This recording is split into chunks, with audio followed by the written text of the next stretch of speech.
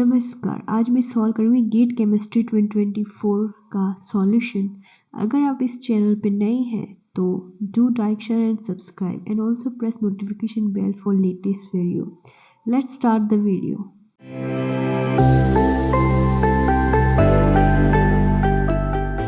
Question 2 में हमें पूछा गया है कि द 15 पार्ट्स आर गिवन और उन्हें इस तरीके से पेंट करना है कि जो एडजेसेंट पार्ट है वो सेम कलर उसमें ना आए। मतलब एडजेसेंट साइड्स इस तरह के होने चाहिए कि कलर मैच ना हो। तो कितने हम मिनिमम कलर्स हमें जरूरत पड़ेगी इन टोटल 15 पार्ट्स को फिल करने में। तो देखिए ऐसे क्वेश्चन में मेरा अप्रोच क्या रहता है, हमारे पास देखो एग्जाम में इतने कलर तो होते नहीं है, सो मैं क्या करती हूँ, नंबर्स का यूज करती हूँ। देखो इसमें बस लॉजिक यूज करना है। देखिए अगर इसमें मैं एक कलर फिल करूँ, लेट्स गिव इट नंबर 1, तो इसमें मैं दूसरा कलर फिल करूंगी, okay, let's give it number 2, और इसमें तीसरा कलर फिल करूंगी। देखो ये तो हमें अंदर से ही स्टार्ट करना होगा, बाहर से स्टार्ट करेंगे तो मिस्टेक हो सकती है। तो अंदर से स्टार्ट किया मैंने इन तीन को बाय 3 डिफरेंट कलर्स फिल कर दिया क्योंकि ये एडजेसेंट है। तो अब देखिए, अब इस बॉक्स की बारी है। अब देखिए यहाँ पे 1 and 2 दोनों इसके ऑपोजिट साइड में है, ठीक है। तो अगर मैं इसमें 1 भर दूं तो ऑब्वियस है कि ये एडजेसेंट में सेम कलर नहीं है, डिफरेंट कलर है। सिमिलरली इस एरिया में 2 और 3 आ रहे हैं, ओके। तो लेट मी फिल हियर 1, यहाँ पे 1 फिल करती हूँ। अब देखो ये एडजेसेंट में सेम कलर हो गया, तो लेट मी यहाँ पे मैं 2 फिल कर देती हूँ, ओके। अभी मैच नहीं होगा। अब देखिए ये 1 और 3 सेम बाउंड्री शेयर कर रहे हैं, तो यहाँ चलो मैं 2 फिल कर देती हूँ, ऑपोजिट है। बट ये देखो यहाँ पे फिर से ये दोनों यहाँ पे मैच कर रहा है। और एक और चीज आप गौर कीजिए, यहाँ मैं 3 भी नहीं फील कर सकती, 3 फील कर दूंगी तो ये दोनों सेम स्पॉट पे आ जाएंगे। तो इट्स ऑब्वियस कि मुझे यहाँ पे कोई और कलर फील करना पड़ेगा। तो इस पोजीशन पे आएगा, let me give colour number 4, यहाँ फोर्थ कलर आएगा। अब यहाँ देखिए 1 and 2, तो देखिए इनमें से मैं कोई कलर भर सकती हूँ, ऑब्वियसली हमें दिख रहा है 3 ऑपोजिट में है, और यहाँ अगर मैं 3 फिल कर दूंगी तो ये सेम नहीं होगा। तो देखिए यहाँ तक हमने टोटल 4 कलर फिल कर दिए हैं, मतलब जस्ट हमारा लॉजिक लगा के। ऐसे क्वेश्चंस में एबिलिटी में क्या होता है, हमारा लॉजिक ही चेक किया जाता है कि हम कैसे कर रहे हैं। अब टोटल 4 कलर फिल हो गए हैं। अब देखिए इस पार्ट में ओनली फर्स्ट की बाउंड्री लग रही है, तो मैं कोई भी कलर डाल सकती हूँ। Let me put 2। अब यहाँ पे मैंने 2 रख दिया, यहाँ पे 3 रख देती हूँ बिकॉज 2 के और 3 एक ही बाउंड्री शेयर कर रहे हैं। अब यहाँ देखिए यहाँ 4 आ रहा है, 3 आ रहा है, लेट मी कीप अगेन 2। देखिए सेम कलर बाउंड्रीज में नहीं आ रहा। यहाँ पे 2 की बाउंड्री आ रही है, लेट मी कीप 3 अगेन। अब देखिए यहाँ 2 आ रहा है तो यहाँ मैं 1 रख दूंगी। ऐसा रखना है, इनमें से ही रखना है, और ऐसे देखना है कि सेम कलर ना आए। अब ये यहाँ पे देखिए यहाँ पे 1 है, लेट मी कीप 2। अब यहाँ पे मैं 3 नहीं रख सकती, तो अगेन आई कैन कीप 1। आप चाहे तो 4 भी रख सकते हैं। देखिए ये एक एडजेसेंट बाउंड्री बीच में आ रही है, उसमें अलग कलर होना चाहिए। और यहाँ पे क्या रख सकती हूँ, 3। आपको लग रहा होगा 3 मैच हो गया, नहीं, यहाँ 3 इस एरिया और ये एरिया कोई कॉमन बाउंड्री शेयर नहीं कर रहा है, बस एक डॉट शेयर हो रहा है, और हमें डॉट के लिए नहीं बोला गया है, हमें बाउंड्री देखनी है। देखिए इसमें क्वेश्चन में दिया गया था बाउंड्री, तो यहाँ मैंने 3 फिल कर दिया। तो देखिए ये पूरा हमने 15 पार्ट्स को जस्ट बाय यूजिंग 4 कलर से हमने फिल कर दिया। तो इसका आंसर आएगा option A, by we only need minimum 4 colours. तो ये क्वेश्चन इस तरीके से सॉल्व होगा। ये बेसिक क्वेश्चन था, this will hardly require 20 to 30 second to solve this question. अब आगे बढ़ते हैं थर्ड क्वेश्चन की ओर। थर्ड क्वेश्चन, इसमें बोला गया है कि how many 4 digit positive integer divisible by 3 can be formed using only the digits such that no digits appear more than once.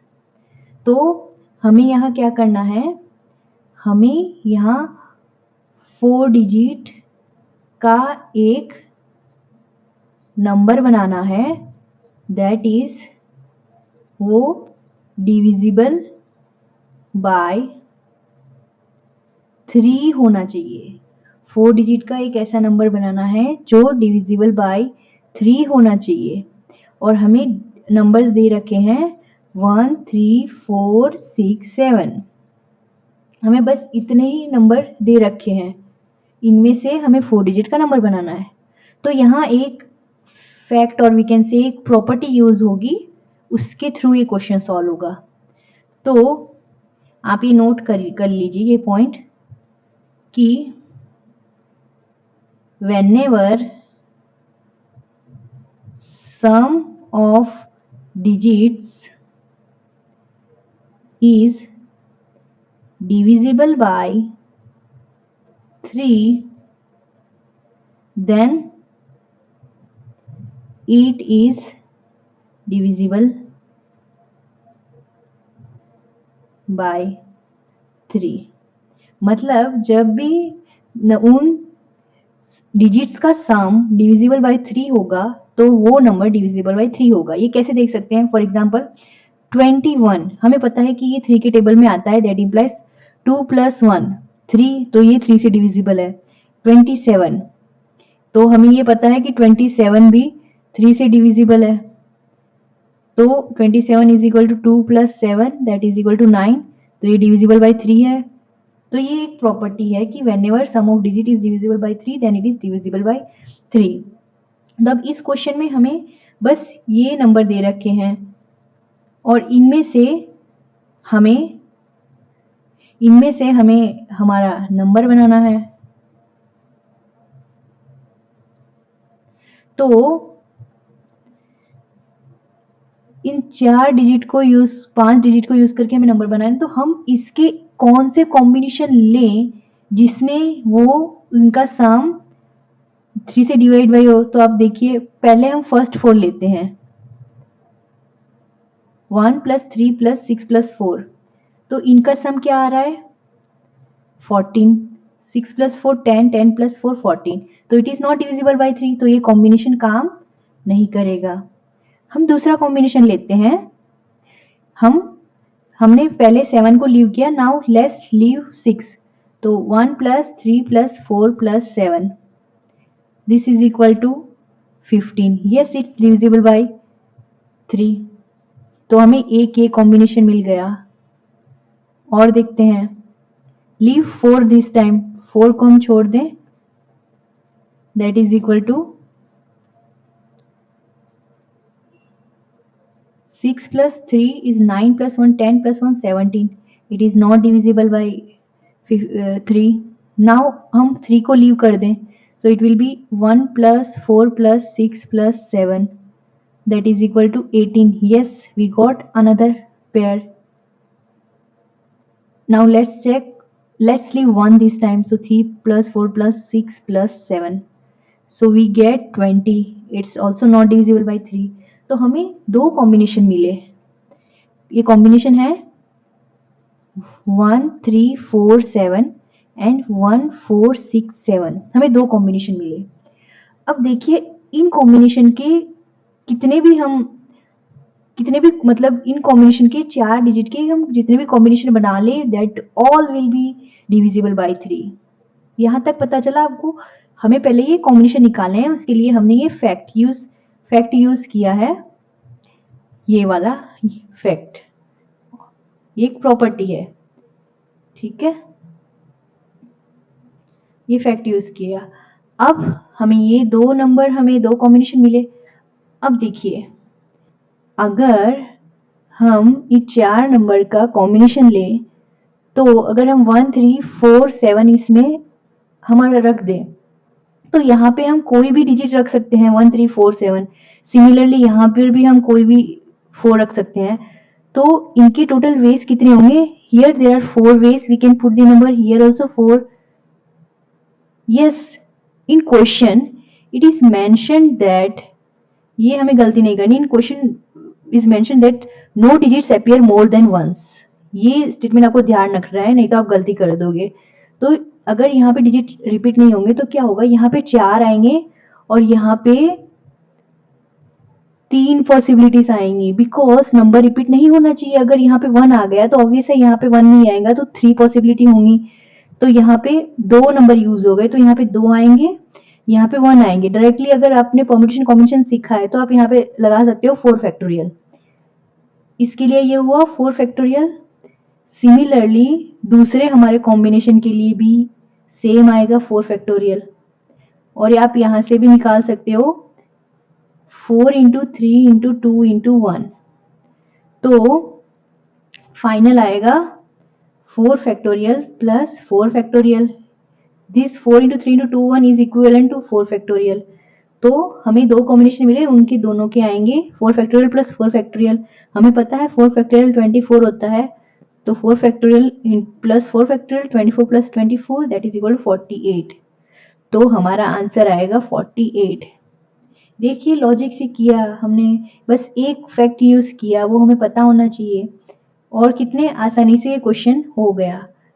देखिए तो इस तरीके से क्वेश्चन सॉल्व होगा, तो इसमें 48 आंसर आएगा। 48 इज द करेक्ट आंसर। अब हम जाते हैं नेक्स्ट क्वेश्चन की ओर। क्वेश्चन 4, इसमें हमें दे रखा है कि the sum of the following infinite series is, हमें इस सीरीज का सम पूछा गया है। तो आप देखिए इस सीरीज में वैसे हमें कोई पैटर्न तो नहीं दिख रही, जैसे कि कोई सेम सारी सीरीज सेम ऐसे जाती होगी 1 plus 2 plus 3 plus 4 plus something हो, नहीं ये कुछ अलग दिख रहा है। तो आप इसमें से सेपरेट कीजिए सीरीज को, ध्यान से देखेंगे तो आपको पता चलेगा। यहाँ 2 है, 1/2, यहाँ पे 1/4 है, यहाँ 1/8 1/16, तो ये क्या आ जा रहा है। तो देखिए, तो हम इसे 3 पार्ट में डिवाइड करेंगे इस सीरीज को। पहला है 2 की और कोई सेम डिजिट नहीं आ रहा इंटीजर में, तो हम 2 को सेपरेटली लिखेंगे। फिर हम लिखेंगे 1/2 plus 1/4 plus 1/8 plus 1/16 plus dot dot dot. ये हमने एक सीरीज ढूंढी है इसमें से। दूसरी क्या आ रही है, ये बची हुई टर्म्स 1/3 1/9 1/27, तो दूसरी ये ऐसे बनेगी 1/3 plus 1/9 plus 1/27 plus dot dot dot. तो ये दूसरी, इन शॉर्ट हमने 3 सीरीज निकाली, this is first, this is second and this is third. हमने इसको 3 टर्म में डिवाइड कर दिया। फर्स्ट तो ऑब्वियस है, सॉल्व ही है, ये 2 है, लेकिन इन दोनों को हमें सॉल्व करना पड़ेगा।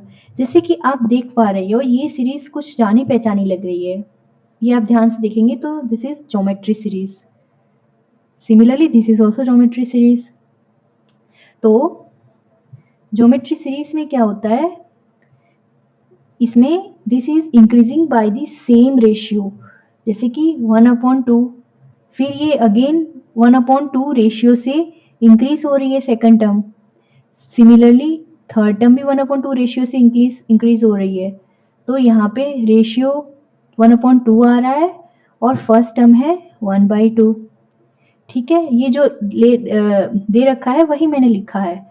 और आपको ये पता होगा कि for mod of R less than 1 series की फॉर्मूला होती है S is equal to A/1 minus are.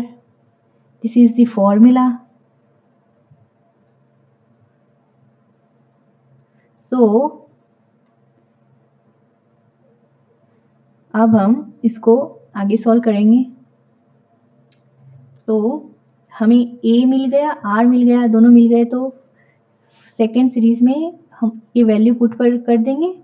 1 minus are भी 1/2 है, that is equal to 1/2 divide by 1 minus half is half, that is equal to 1। तो इसकी value आ गई 1। देखिए, तो हमें सेकंड इसका आंसर मिल गया, दिस इज इक्वल टू 1। अब हम इस वाली सीरीज का वैल्यू ढूंढते हैं। ओके, सो अब सिमिलरली इसी तरह थर्ड वाली सीरीज 1/3 रेशियो से इंक्रीज हो रही है, 1/3 1/3 स्क्वायर 1/3 क्यूब, और फर्स्ट टर्म है 1/3। तो सिमिलरली यही हम फॉर्मूला लगाएंगे, as r is less than 1/3, तो एस आएगा A/1 minus 1/3। That is equal to 1/3. 1 minus 1/3 आता है 2/3, दैट इज इक्वल टू 1/2. तो इसका आंसर आ गया 1/2. तो इसका वैल्यू आ गया 1/2. अब हमें क्या करना है, हमें सारी सीरीज के आंसर मिल गए. इसका 2 है, इसका 1 है, इसका 1/2 है. तो अब हम इन तीनों को ऐड कर देंगे. तो आंसर आएगा, पहला है 2 1 1/2. सो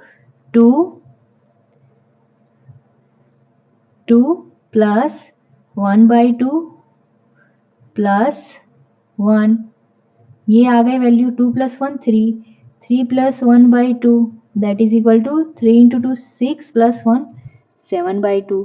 तो हमारा फाइनल आंसर आ गया 7/2. 7/2 इज अवर आंसर. ये ऑप्शन बी में दे रखा है, तो ये 7/2 हमारा आंसर होगा. आई होप आपको ये क्वेश्चन समझ आया होगा. अब जाते हैं नेक्स्ट क्वेश्चन की ओर. ये है क्वेश्चन 5. तो ये क्वेश्चन में दे रखा है कि in an election the share of valid votes received by 4 candidates ABCD is given in pie chart. और हमें दे रखा है कि इतने वोट्स डाले गए थे, उसमें से 5000 इनवैलिड है. तो हमें ये चार्ट दे रखा है वैलिड वोट्स के लिए, तो हमें इसके लिए वैल्यू ढूंढनी है. तो पहले हमें टोटल वैलिड वोट्स ढूंढने होंगे. तो टोटल वैलिड वोट्स कितने होंगे, टोटल में से इनवैलिड हम सब्ट्रैक्ट कर देंगे, -5000. तो इसकी वैल्यू आएगी 1,10,000. तो ये हमें फर्स्ट स्टेप हो गया, हमें वैलिड वोट्स ढूंढ लिए. अब हमें इसमें ढूंढना क्या है, हमें ढूंढना है total number of valid votes received by the candidate B and C. B and C के टोटल कितने, दोनों के पास टोटल कितने वोट्स आएंगे वो हमें ढूंढना है. तो हमें दोनों के total percentage of C and B कितना होगा, 20 plus 25 that is equal to 45%. तो हमें 45% की कितनी वैल्यू आएगी, मतलब 45% कितने वोट्स होंगे वो हमें पूछा गया है. तो हमें पता है कि टोटल वोट्स 1,10,000 है. दिस इम्प्लाइज 100% वोट, और हमें फाइंड आउट करने हैं फॉर 45% वोट्स. ओके, तो how many votes will imply 45%.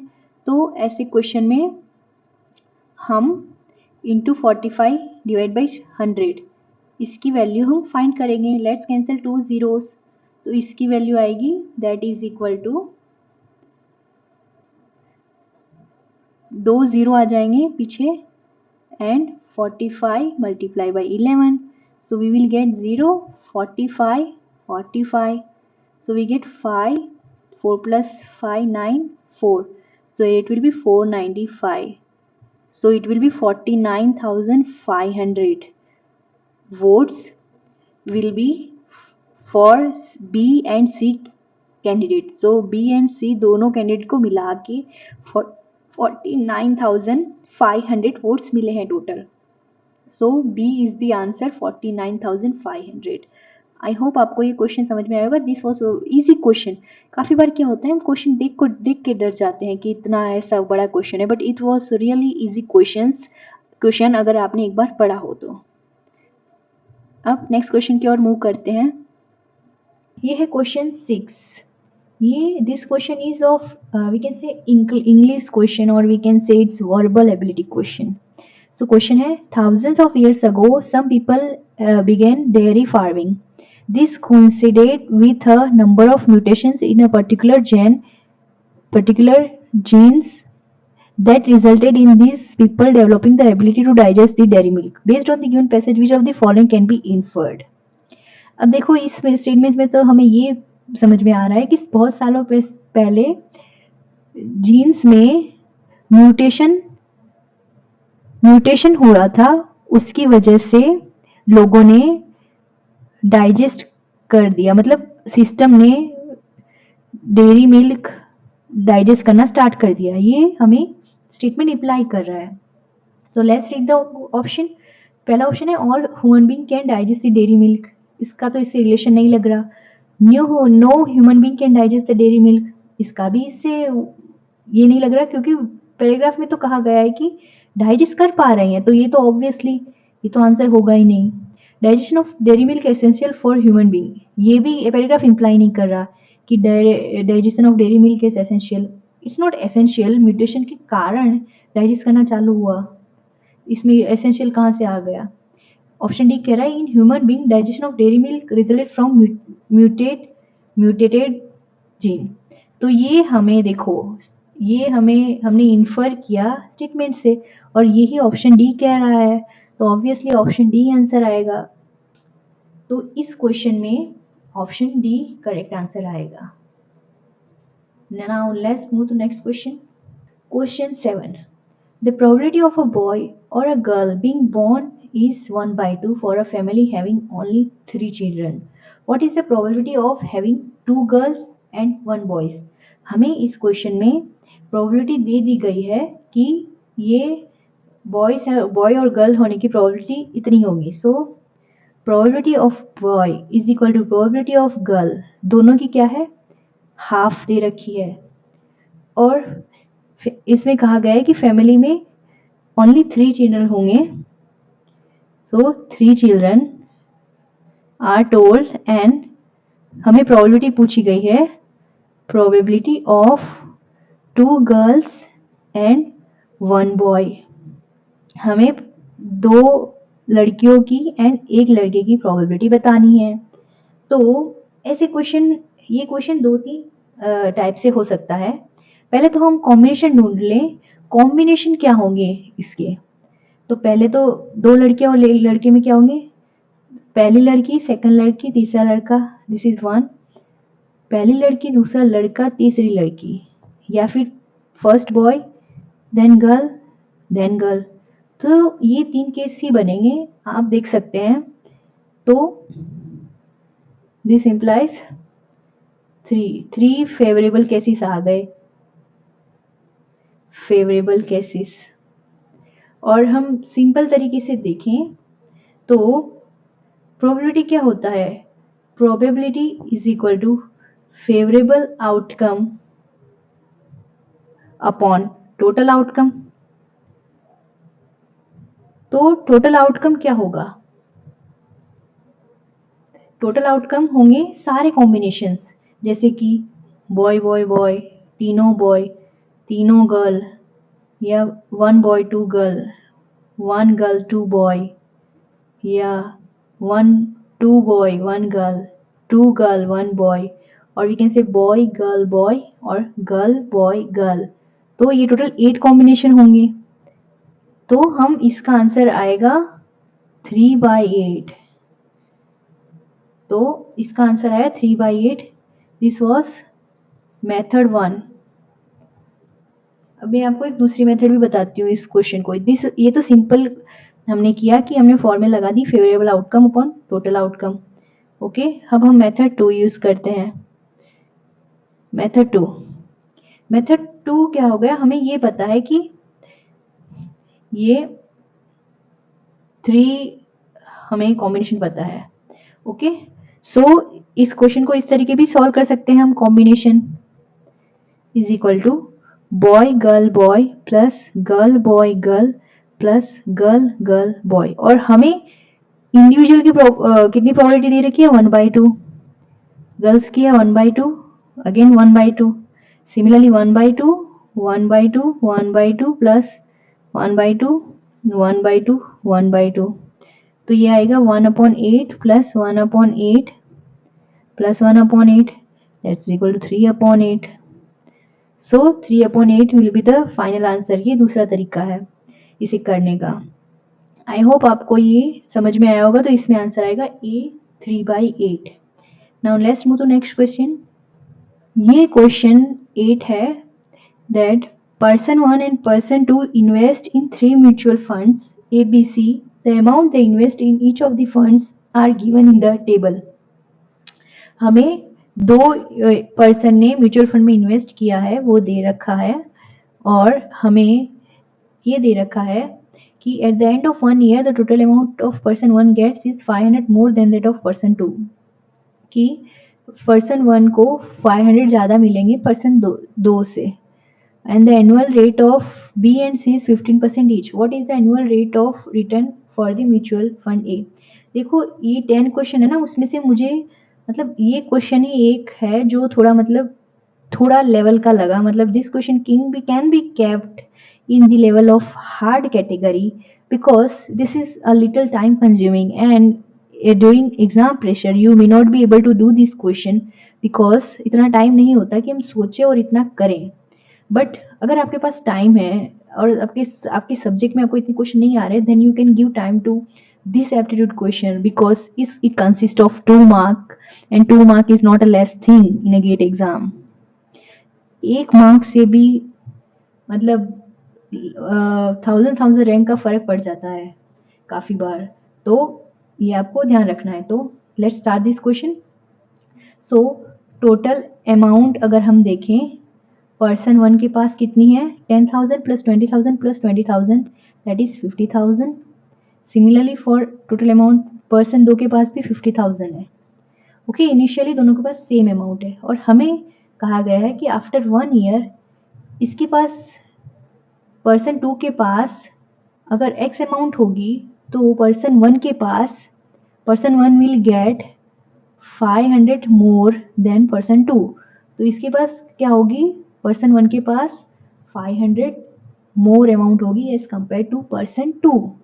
ये हमें क्वेश्चन में इतनी चीज़ें दे रखी है. तो और हमें ये दे रखा है कि B and C annual rate is 15% each. चलो हम पहले इनका 15% निकाल लेते हैं बी एंड सी का. B and C for person 1 B and C, इनका बी एंड सी का टोटल क्या आ रहा है 40,000. 14,000 का 15% हम निकालें तो ये आएगा 15 into 4 60. 15 into 4 we got it was 40,000. One more zero, 2 zero cancel हो जाएंगे. 15 4 60 तो 6,000 आएगा फॉर पर्सन 1. तो ये अमाउंट हुआ फॉर बी एंड सी.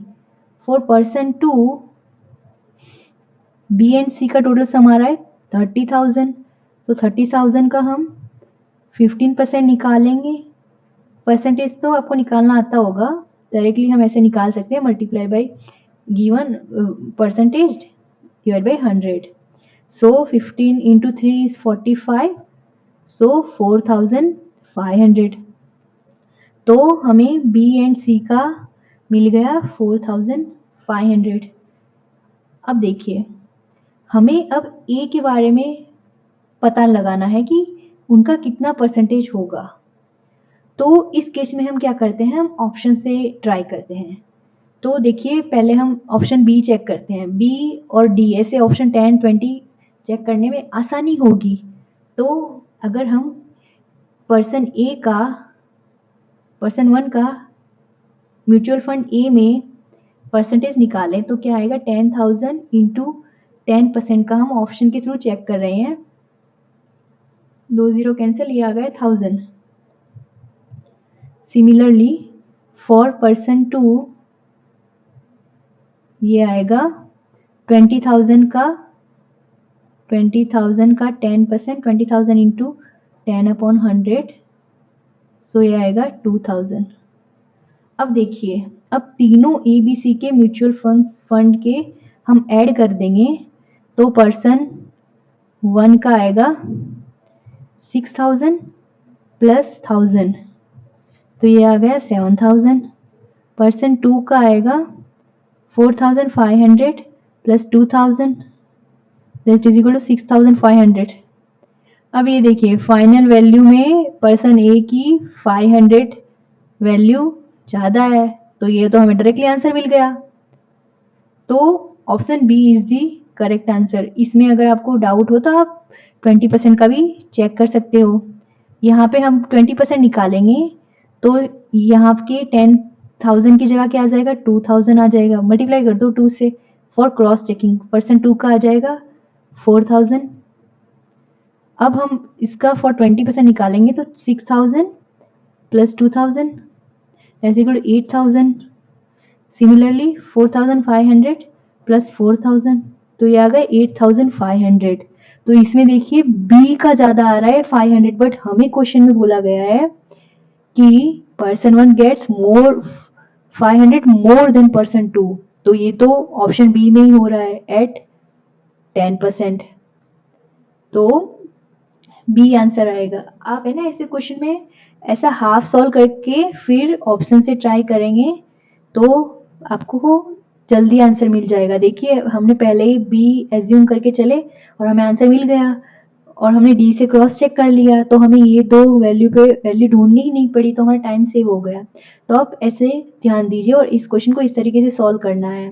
पहले हमें जो दे रखा है उसे नोट किया, फिर हमने परसेंटेज निकाले for B and C, and हमने फिर ऑप्शन के साथ चेक कर लिया जिसमें हमें 10% पे जो पूछा गया था वो मिल गया।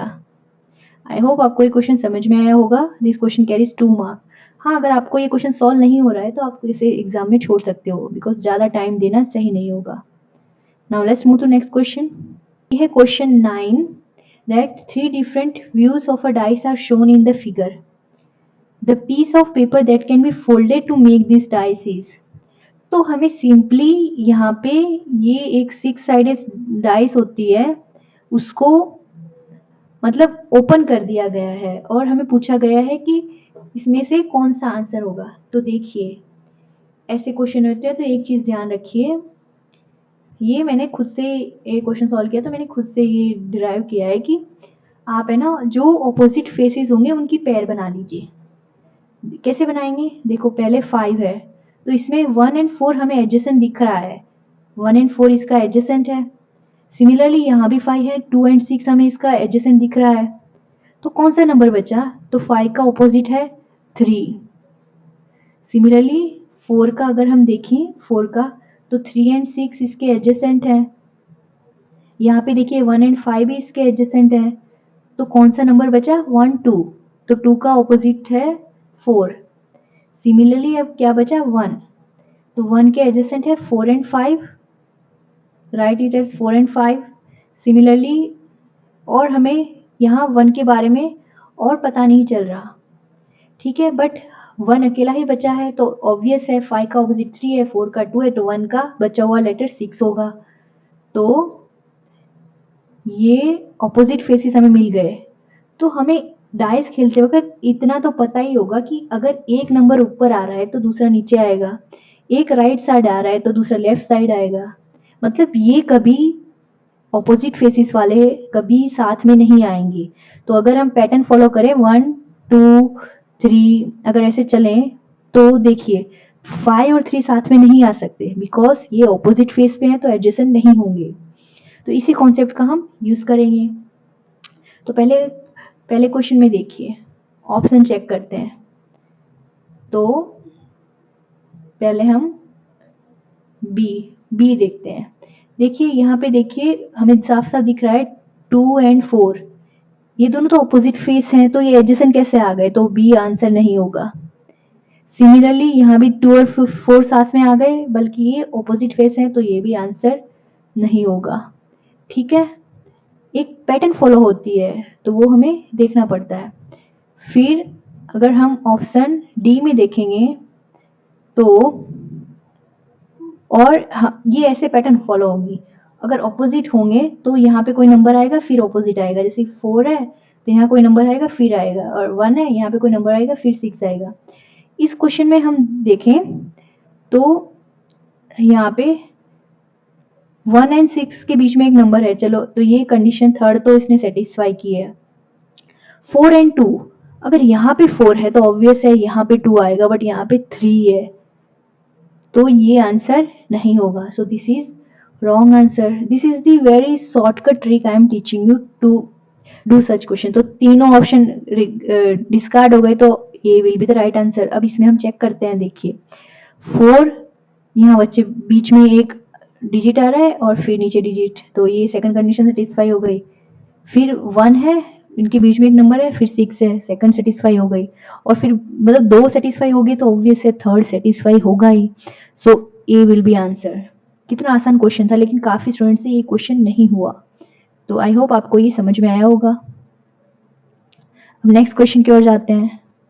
क्वेश्चन 10, इसमें हमें बोला गया है कि visualize two identical right circular cone such that one is inverted over the other.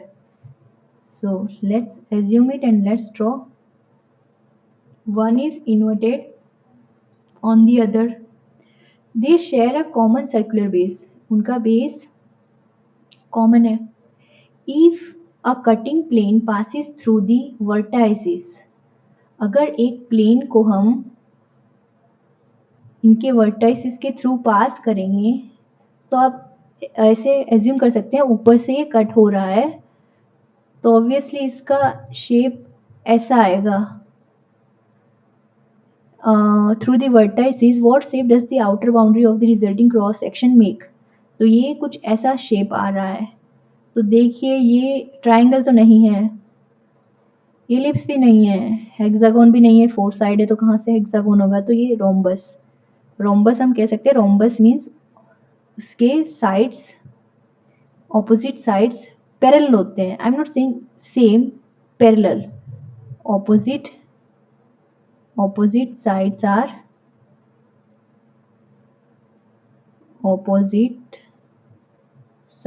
are parallel. तो ये रोम्बस होगा. A will be right answer. Now let's move to next question. If this denotes the increasing order of intensity, then the meaning of the word sick, infirm, moribund is analogous to this term. Which of the following option is appropriate to fill in the blank? So first हमें दे रखा है sick, infirm and moribund. तो देखिए ये question है ना, ये जरूरी नहीं है सबसे होगा है. जिसको मीनिंग पता होगा उससे ही ये क्वेश्चन होगा. सिक का मीनिंग तो हमें पता है कि माइल्ड इलनेस.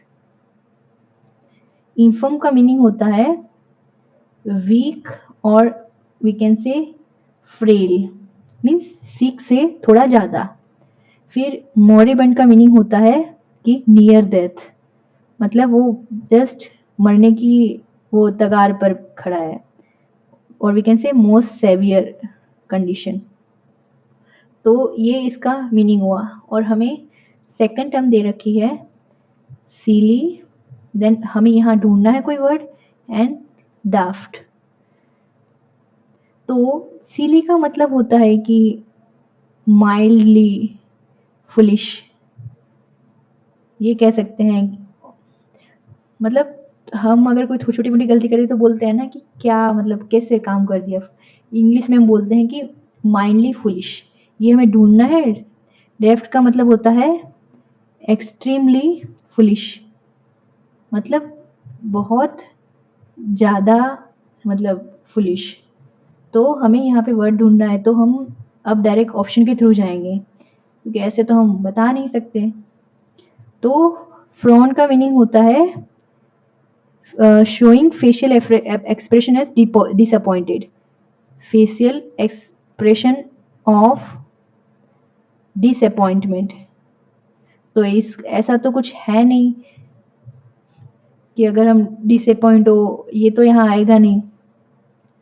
फोन का मीनिंग होता है मतलब बड़ा चढ़ा के दिखाना, टू शो एग्जागरेटेड, बहुत बड़ा चढ़ा के दिखाना.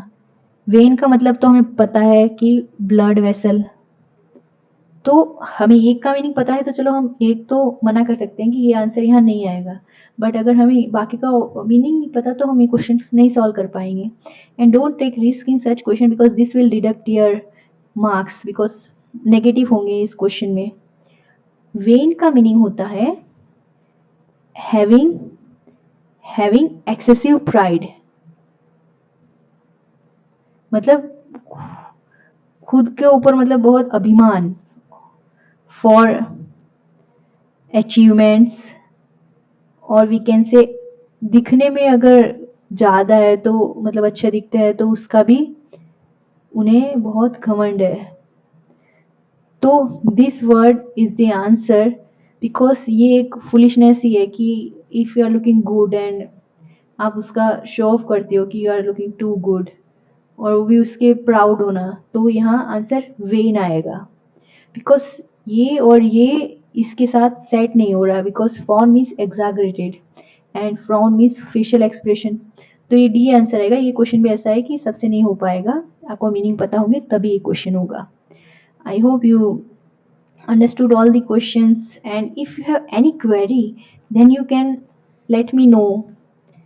A big thank you if you are watching till the end, and keep smiling. And if you like the video, do like, share and subscribe to my channel. See you in the next video. Bye bye.